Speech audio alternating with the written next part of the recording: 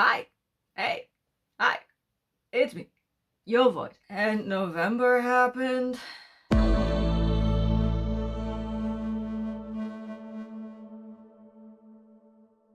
My November was quite the good reading month, and then it was quite the bad reading month, and then it was a good reading month again. I'm sure you can pinpoint why it was a bad reading month in the middle right there. But I actually had the urge to read again, so I went and did just that, leaving me with a bunch of very interesting reads at some point. I also discovered non-fiction audiobooks for me, so that was an experience and a half. But yeah, what did I read in November? Well, first and foremost, if you saw my feed, I put out Read the Beats, which is a little collaboration project slash challenge created by Jess from This Kiwi, where you bounce 3 song recommendations back and forth, and based on those song recommendations you have to pick a book and read that. It took me forever to get around to my round, but I finished it this month, and I actually finished all 3 books for that challenge this month. Also, never mind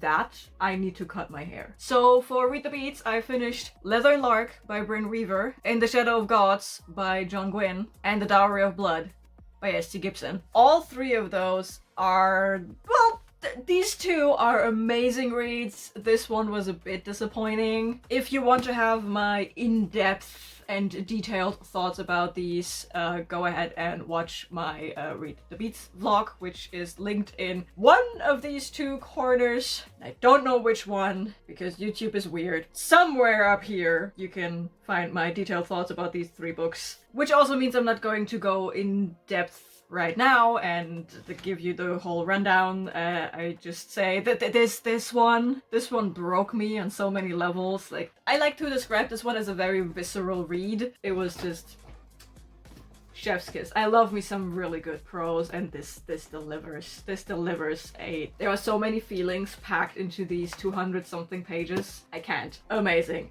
This was a 5-star read for me, no doubt about it. I expected it to be, and yeah. Also the cover, look at it. It's also shiny, like the edges are foiled. Yes.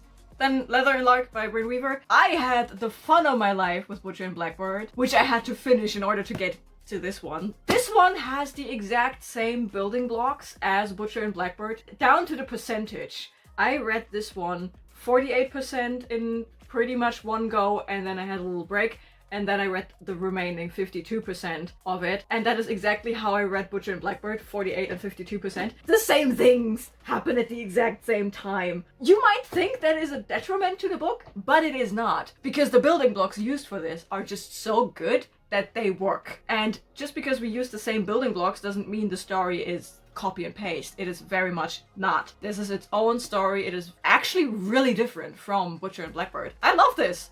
I love this. There is a little less humor in here than in Butcher and Blackbird. I read these basically back to back. That is why I compare these so much right now. This one has a little less humor than Butcher and Blackbird. This one has a little less killing in it than Butcher and Blackbird. I still gave it 4 stars. I really want to read book 3. I still was majorly entertained by this one. And then we have In the Shadow of Gods by Gwynne. A lot of this is padding that we literally do not need. I know a lot of people love this book. I know a lot of people love this series that just had the 3rd book come out. And I have to say, I am not one of them. I am not one of them. This book was too slow, too little actual plot, and too zoomed in for me. I could have done with a bit more structure in here. And I'm low-key mad, because up until like the last 100 pages, maybe less, I was ready to be done with this book and then be done with the series and not continue with book 2 or 3. And then the last 100 pages happened, and they had just enough in them to make me curious.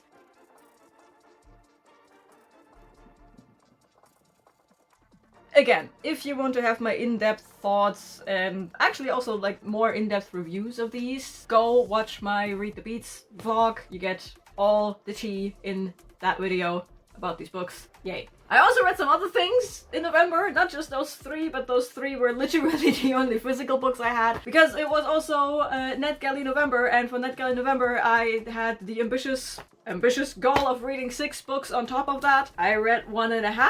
The one full book that I read was Countess, which is a anti-colonial Caribbean culture, like culturally Caribbean inspired space novella, and it is gay.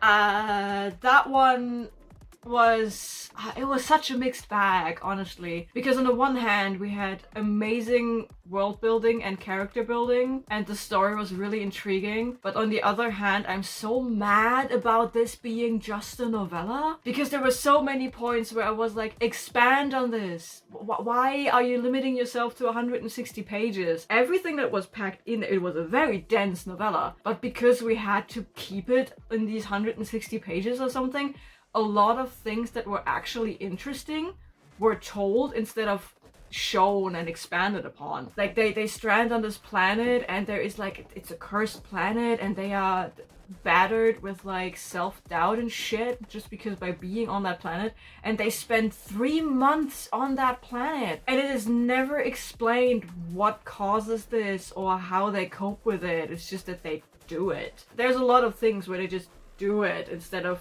us seeing it happen. So this novella is a bit of a mixed bag. It for what it is trying to do, it is good, but I want more. I want more of it. More. You know? So I was a bit let down by that fact, but at the same time I was thoroughly enjoying what I was reading. It's just, I don't know. It's a really mixed bag. So I gave Countess because it was such a mixed bag and I just wanted more of absolutely everything that it gave me. I gave Countess a flat 3 stars. And then the thing happened. I don't want to talk about what happened at the beginning of November, but I kind of have to because I got myself a free little novella. It is political satire, and that is Pushin' Cushions. If you know, you know. If you don't know, I'm not going to be the one who explains to you the relationship between a certain politician and couches. That is something you have to Google at your own risk. And if you Google it, it is a canon event and I cannot interfere. It's a short little political satire erotica novella, and that is all I'm going to say about that. The actual erotica part of it was actually surprisingly good. Like, I wasn't expecting anything, but I had fun. I giggled. It was fun. So I gave that 3.75 stars, just for the pure funny haha aspect of it all. That was 24 hours before everything went to shit. I teasered it kind of before. I found the non-fiction audiobooks for me, myself and I. I don't know why I picked this up specifically, but I picked it up anyways. I did it, and it's so great. I picked up Mythos by Stephen Fry.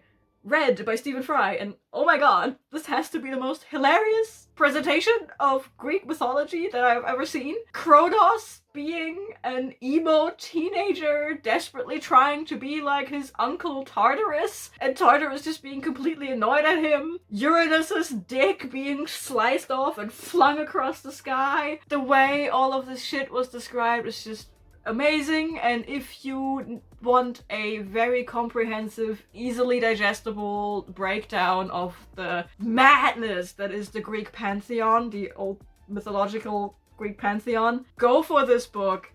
It is amazing. I actually picked up Troy by Stephen Fry just like an hour ago or something. It's just, it is so funny. It is so funny, and at the same time you learn every important bit of mythology, and you can also see where other religions, Christianity, took inspiration from. Like, there are a lot of stories in there where I'm like, I recognize that, and it's just so funny. There's nothing else I can say. It's so funny. It's a non-fiction, and I think it's funny, which is a fact that baffles me. And then it's a non-fiction, and I gave it 4 stars, which baffles me even more. Brilliant. Fucking brilliant! And the second non-fiction audiobook that I picked up is by Neil deGrasse Tyson, and that is Astrophysics for People in a Hurry.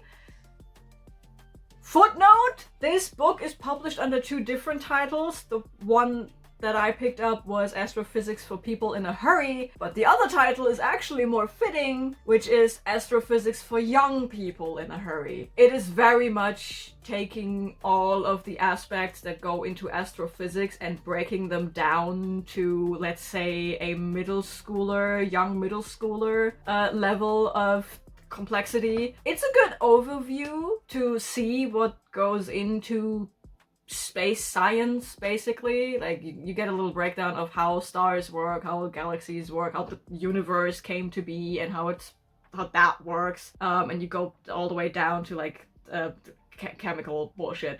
I don't know. I'm not good at that stuff. I just like space. So I was expecting Neil deGrasse Tyson, a titan in astrophysics for the masses, to explain to me how astrophysics works. And he did, but he explained it for 13-year-old me. It's still a very informative thing to listen to, so if you don't mind being a little talked down to, go for it. If you are a 13-year-old person who enjoys space, go for it, but also, what are you doing here? That was an enjoyable read. I gave it 3 stars because I was expecting the astrophysics for me and not astrophysics for 13-year-old me. And that's already it. That is all the things that I read and listened to.